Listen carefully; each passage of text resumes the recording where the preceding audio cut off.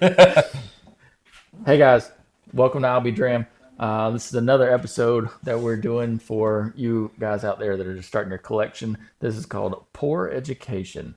So Robinson and I are going to talk about some things that we were interested in and couldn't find answers for when we started our bourbon journey, right? Yeah. So where do you want to start this episode off at? Well, a lot of times we kind of get confused about like the specific definitions of like what is this and that and the other. Like liquor specifically, like what is that? What is liquor? Yeah, That's like where what? you have poker in the back. Yeah, right.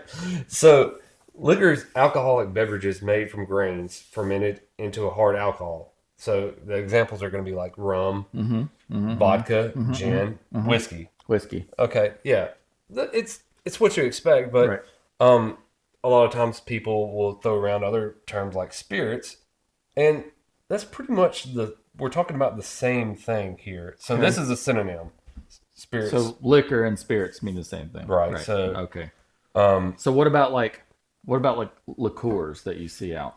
liqueurs and cordials are synonyms for each other, but they are a little different. Essentially, what you're doing is you're taking a liquor or spirit and you're adding more sugars and flavorings to them. They're usually going to be a little lower proof, but they're going to be sweeter. A lot of times they're used in mixed drinks to add a specific flavor profile.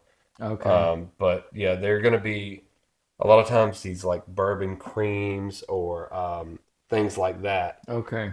Those are going to be your liqueurs or cordials. Okay. All right. Yeah, that makes sense. What else we got on this here list? Oh, Uh, we talked about nose in the yeah, first yeah, we video, talked about but nose. we didn't talk about all the other shit that Yeah, goes along right, with it, right? right, So we talked about nosing being the aromas that you pick up, right? right, So when you start nosing a bourbon or a whiskey, that initial unlocking of the nose and because it right. does connect to the palate, right? It does. Those are very connected. Your sense of smell and taste are extremely connected. When you're talking about the palate, you're essentially just talking about the flavors. Hmm. Like this is, what taste are you getting when you sip, a whiskey or liquor or whatever. Hmm. So I you mean, you've so got you've got to will it there. What do you kind of pick up when you taste that? well, this is a little different though, right? So, we're going from whiskeys and bourbons to a rye here that I think We're going to talk about that in a right. We'll second. get to that. But ryes have a little different traditional flavor. Most time, ryes pick up that spice, right? That rye Right, spice, that peppery kind of in portion or finish, right? Whereas bourbons typically have more traditional caramel, vanilla, right. oak, leather, tobacco, those sort of things, right? Yeah, bourbons can be sweeter, Right. rye is a little spicier. Right. A lot of times they actually share some of the same grain mash bills, but just in different proportions. But Right. But talking about a rye, what's the difference? Like, what makes it a rye? a rye is going to be kind of the same thing as far as like a bourbon. It has the same sort of definitions, but instead of having corn as the primary grain, you're going to have rye. It has to be 51% rye to be called, a rye whiskey. So, where do I've seen labels where you have bourbons that are high rye bourbons. So, how does that differ from just being a straight rye whiskey? So a high rye bourbon is it's kind of a generic term. It's not really like specifically designed or defined. Um, a lot of times they're going to be in the like somewhere in the 20 or 30%. Okay. The rye is going to be the secondary grain in a high rye bourbon. It's going to be at least 51% corn. You're going to have rye as a secondary grain. Um, but versus a straight rye whiskey, rye would be your primary grain. It's going to be at least 51%. And then secondary, you're going to have something else, probably corn. Okay. Okay. Um, Yeah. so just a little different. Okay. Yeah. A barely legal rye, you've maybe heard of that. That Mm-hmm. would be at like 51% 51%. rye, A barely legal bourbon would be 51% 51% corn. corn. So it's a So vegetable. a barely legal rye and a barely legal bourbon a lot of times have a very similar taste Okay. profile. But what I've always noticed in bourbon and ryes are always the finish, right? We talked about nose, palate, so that Yes. finish is So always something different, right? when we're talking about the palate, that's the flavors and everything that you're picking up. the finish is after you've consumed the whiskey or whatever, after you've drank it. There's a lingering aftertaste. Right. That's the finish. So with a rye, a lot of times you get that spice. You know, to me, I associate with cinnamon a lot of times. Right. It lingers a little spice. Is the finish what leads to heartburn? It can. Yeah. So with bourbon, a lot of times the finish, it can be a lot of things, honestly, but a lot of times I'll get a lingering sort of caramel flavor or something like that. Yeah. But the finish is the lingering after effect, basically. You know, Yeah. and then they vary quite a bit. Some you drink and it's gone relatively quickly, and then some of them it's like almost a minute later you can still kind of pick up some of what you had. And then people talk about you get that squeeze, right? That kind of burn, The Kentucky hug. the Kentucky hug, right?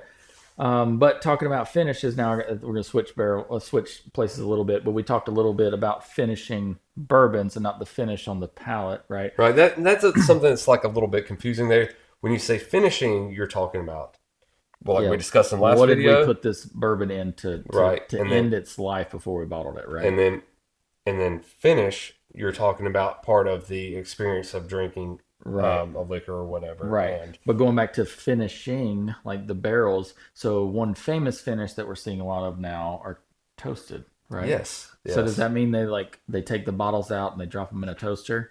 Like they heat them up or something? Is that what that means? So I mean, one famous one that you see and people chase, right, is the Michter's toasted barrel finish. So toasted, we're kind of actually stepping into another little separate thing with the barrel char. But toasted is like kind of your first level of char. They're heating the barrel up enough to basically create some chemical reactions inside the wood. To bring out specific flavor profiles. You're not really burning the wood at this point. You're toasting it. It's changing a little bit, but it's not really burning. Right.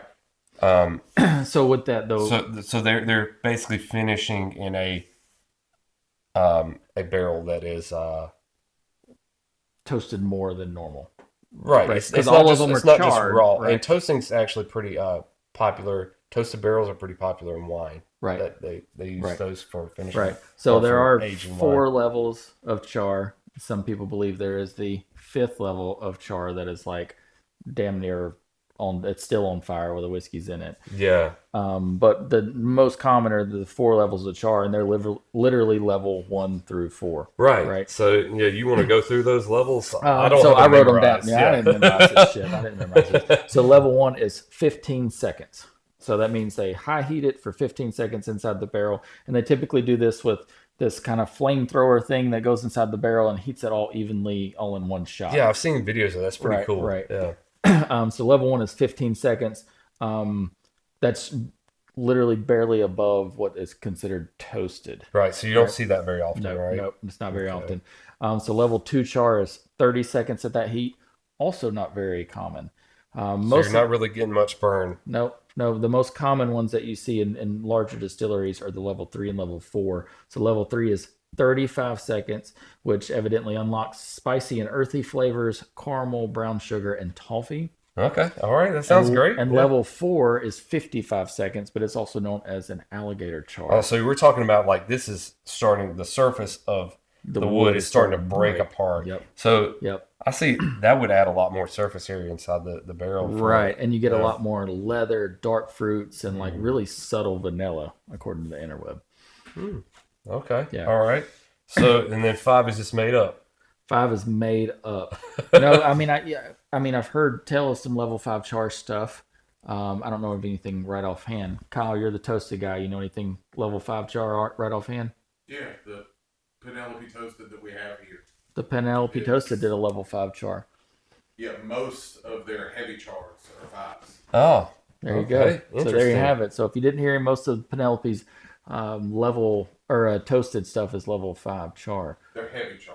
Heavy char. Yeah. Sorry. So you've got some on the notes here some science terms. So hemicellulose it breaks down into wood sugars, adding the toffee, brown sugar, and caramel. Yep. So that sounds like a semi sugar. Science. That's what that sounds like. Lignin? Yeah. Yep. Lignin brings the vanilla flavors, also delivers the smoke and heavily charred barrels. So I was looking up some of these terms, and they all refer to like plant structures, Right. and basically talking about like Science. parts of wood, essentially. Right. So, and then the lactones bring the coconut and woody flavors. So, with these different char levels, different aspects of the wood are going to shine a little brighter than others. Yeah. Well, I mean, I think that kind of rounds out what all this toasted talk, right? So, one bottle that I have under here that's empty, but it's still a bottle, is Weller 107, and that is one of the most well-known wheated bourbons. But what does it mean to be a wheated bourbon, right? Because we've already established that bourbon has to have a certain Right. mash bill, that it's 51% corn at least. But Right. what does it mean to be wheated? Typically, when you say something is wheated, you're saying that the secondary grain, the not corn grain, is going to be wheat versus rye. A lot of Okay. times, rye is the secondary grain. So when something is wheated, you've got the secondary grain being wheat. It changes the flavor profile a little bit. A lot of times, you're going to get a softer palate. It's going to be rye's a little spicier, so this is going to be a little softer, a little less aggressive. A lot of times you're going to pick up things that are kind of in the cherry range. Sometimes you get some barn flavors, I guess you could say, like hay, depending on how it's aged. Would barn flavors be considered like the farmer's daughter? Yeah. Okay, just checking. But yeah, Weller, since you pulled that out, is kind of like more of a like that's the famous one for being wheated. I think they do claim to be the that Maker's original. Mark. The original wheated bourbon. Right. They do. So yeah, Maker's Mark. That's your readily available wheated bourbon. Other brands also offer some different offerings there, but yeah, Weller's kind of your go-to on that. I'm also sipping on some Weller. This is the Foolproof, which is something else we didn't talk about. Foolproof. Oh yeah. That's another kind of like confusing thing. So this is another one of those that's not like really specifically defined, but when they talk about foolproof, essentially what they're saying is that this is bottled at the same proof that it went into the barrel, which for bourbon means at the maximum is going to be 125. So a lot of these that say that they are foolproof, it means, okay, we put this in at 125. Maybe it came out at 130, but we cut it down to 125. It is the full proof that we put it in originally. It's the original So proof. Weller puts theirs in at 114. Is that what they? Is that Yeah. Weller? Is there 114? Okay, so then that would be 114 then. So that's another confusing thing with foolproof is it doesn't have a number definition. Right. Right. Foolproof for like a company like New Riff would be 110. But like 1792s are or- 125 proof. Yes. Right. Maker's Mark also 110.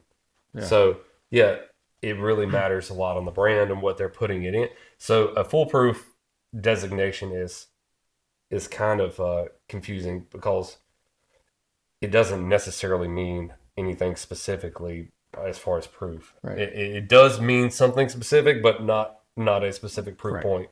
Right. So I think that's all for this episode of Poor Education And decisions. and Decisions. Poor Decisions also. So we're I'll Be Drammed. Make sure you stay tuned for the next episode and we'll bring you some more fun facts about bourbon. Cheers.